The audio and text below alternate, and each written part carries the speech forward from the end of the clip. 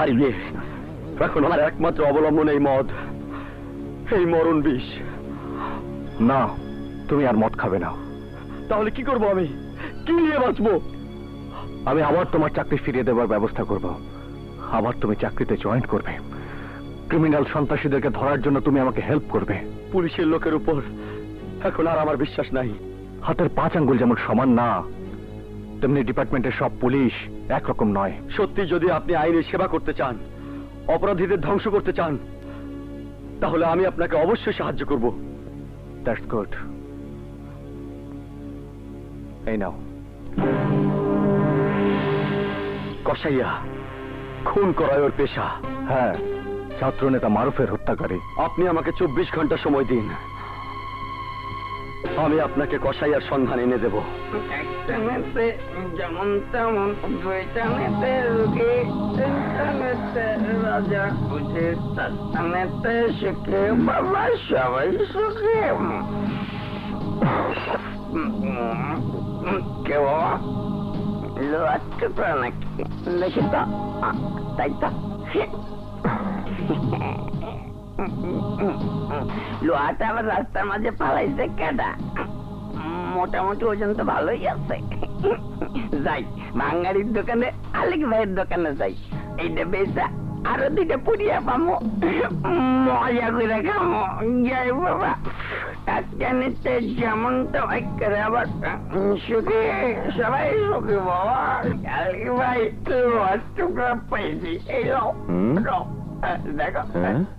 আবে, এই মাল তুই কই পাইলি? আর যেখান থেকে পাই, মাইপের টাকা দাও, পুড়িয়ে খাবো। আচ্ছা, ঠিক আছে। দাও দাও।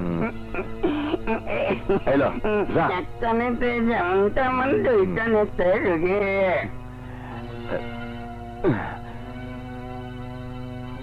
শালাই বুঝতে পারে নাই মালটা কি। মনে হয় আসল মাল। যাই, মালটা কসাইয়া ভাইয়ের কাছে নিয়ে যাই, ভালো দাম পামো।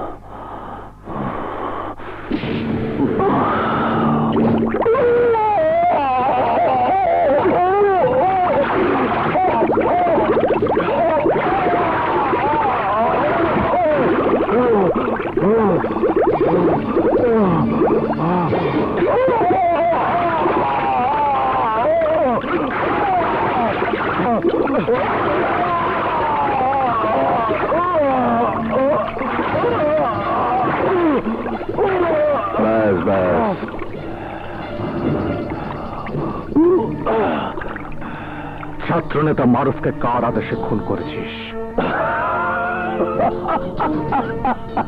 টর্চার করতে করতে তোরা ক্লান্ত হয়ে যাবি, তবুও তোরা আমার মুখ থেকে একটা কথাও বের করতে পারবি না। নাম আমার এসপি বাদশাহ, অ্যাডিশনাল সুপারিনটেন্ডেন্ট অফ পুলিশ। কিন্তু ক্রিমিনালদের কাছে আমি ডেঞ্জার সুপার পাওয়ার। তুই নাম না বললেও তোর গডফাদার আমার হাত থেকে বাঁচতে পারবে না। আমার গডফাদারের ক্ষমতা এত বিশাল, তার হাতে হাত করা পড়ানোর ক্ষমতা তো নাই। বিশাল দেহী হাতি যত বড়ই হোক না কেন, সিংহের গর্জন শুনলে লেজ তুলে পালিয়ে যায়।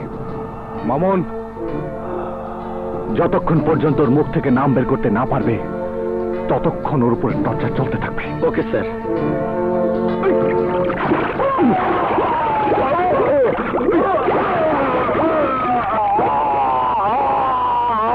হ্যাঁ, ওই কষার উপর আমি কিছুতেই বিশ্বাস রাখতে পারতাছি না। এসপি বাদশাহর মুখ থেকে আমার নাম বাই না করে ছাড়বো না। ওস্তাদ, আমারও তাই মনে হইতেছে। এখন কষায় বাসা রেখা আমাদের উচিত হবে না। একবার যদি আপনার নাম কয়ে দেয়, তাহলে এমপি হওয়ার স্বপ্ন আপনার পানিতে চুপাই মারা দেবো। তাইলে যা, দেরি না করে খবরটা সরাফত্র জানায় দে। ওসি মিলনরে হাত করে থানার মধ্যেই কষায়ের জন্য বাটি ধরায় দেয়। যা।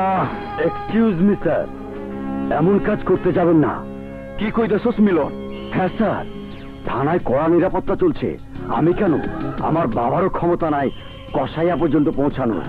তাই আপনাকে অন্য পথে যেতে হবে। অন্য পথ মানে? আপনাকে যদি বাঁচতে হয় তাহলে এসপি বাদশাকে এখান থেকে সরিয়ে দিতে হবে।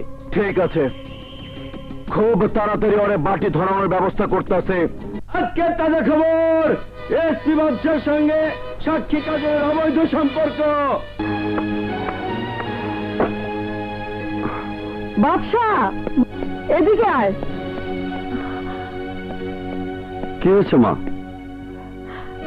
কি ব্যাপার মা, তোমার চোখে পানি? এই দেখ, পত্রিকায় তোকে আর কাজলকে নিয়ে কি সব নোংরা খবর চেপেছে।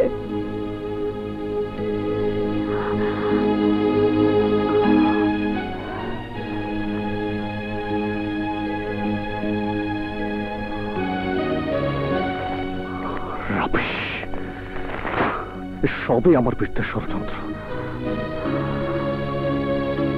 আমাকে তাড়ানোর জন্য ক্রিমিনালরা এসব নিউজ ছাপিয়েছে।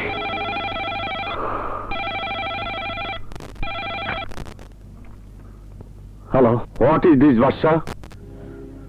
তুমি কি পুলিশের পেশাকে মানুষের কাছে হাস্যাস্পদ করতে চাইছো? স্যার, তুমি কি চাইছো লোকে পুলিশকে ঘৃণা করুক, রাস্তায় দাঁড় করিয়ে অপমান করুক? এসব আপনি কি বলছেন? আমি ঠিকই বলছি। আজকের পত্রিকা দেখেছো? প্রত্যেকটা পত্রিকাতে একই খবর, কাজলের সাথে তোমার অবৈধ সম্পর্কের কথা আজ মানুষের মুখে মুখে। আইনের লোক হয়ে তুমি ছি ছি ছি ছি। স্যার, সব মিথ্যে কথা। সত্য মিথ্যা জানি না, মেয়ে মানুষকে জড়িয়ে এ ধরনের স্ক্যান্ডাল তোমার চাকরি যাওয়ার জন্য যথেষ্ট। স্যার, কোনো কিছু তদন্ত না করে শুধুমাত্র অনুমানের উপর ভিত্তি করে আমাকে অভিযুক্ত করা ঠিক হচ্ছে না। কিছুক্ষণ পর হেডকোয়ার্টারে তোমার বিষয় নিয়ে মিটিং।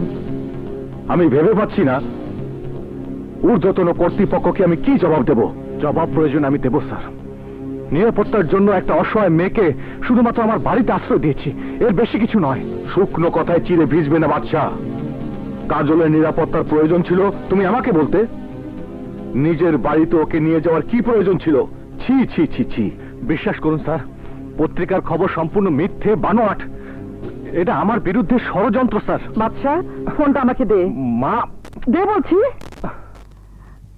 সালাম আলাইকুম কমিশনার সাহেব, আমি বাদশার মা বলছি। বাদশাকে কিছু বলার আগে আপনাকে আমি কিছু বলতে চাই। হ্যাঁ বলুন। আজ দুপুরে আপনি আপনার অফিসের সবাইকে নিয়ে আমার বাসায় দাওয়াত খাবেন। হঠাৎ করে দাওয়াত? কিসের দাওয়াত? ও, আপনাকে তো বলাই হয়নি, আজ আমার ছেলে বাদশার সাথে কাজলের বিয়ে। হ্যাঁ, বিয়ে মানে? বিয়ে মানে বিয়ে। আপনাদের সবার দিকে তাকিয়ে বাসার ছোট্ট একটা আয়োজনের মধ্যে বিয়েটা সারতে হচ্ছে। আপনার এসে নবদম্পতিকে আশীর্বাদ করে যাবেন কিন্তু। মা, এই তুমি কি করছো? আমি জীবনে তোর অমঙ্গল কামনা করিনি, আমি যা ভালো মনে করেছি তাই করেছি। মা কাজল, এই বিয়েতে তোমার অমত নেই তো?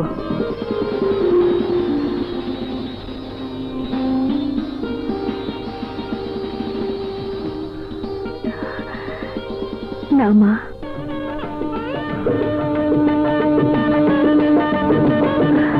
মাথায় বেঁচে থাকো। এবার আমার রাস্তাও ক্লিয়ার হবে।